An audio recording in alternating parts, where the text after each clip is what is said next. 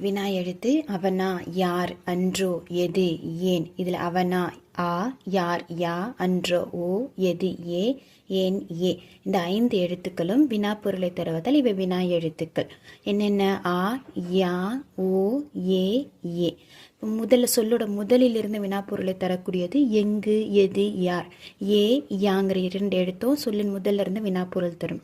சொல்லின் இறுதின்னு பார்த்தோம்னா அன்றோ, ஓ, அதுவா, ஆ.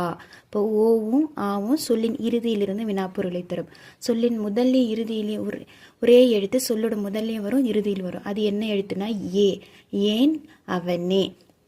ஏங்கிற எழுத்து சொல்லின் முதல்லையும் வரும், இறுதியில் வரும். இதே நம்ம 2 வகையாக பிரிக்கலாம். அகவினா, புறவினா. அகவினான்னா எது, யார். இங்கே ஏவும் யாவும் அடிச்சுட்டா பொருள் இல்லை. இது அகத்தே இருந்து பொருள் தர்றதுனால இது அகவினா.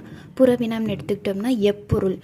எப்பொருள் ஏங்கிறது அடிச்சிட்டோம்னா பொருளுங்கிறது அர்த்தம் தரக்கூடியதாக இருக்குது. இப்போ இந்த வார்த்தையோடு இந்த எழுத்து சேர்ந்து பொருள் தருதுன்னு புறத்தே இருந்து பொருள் தருவதனால் இது புறவினா.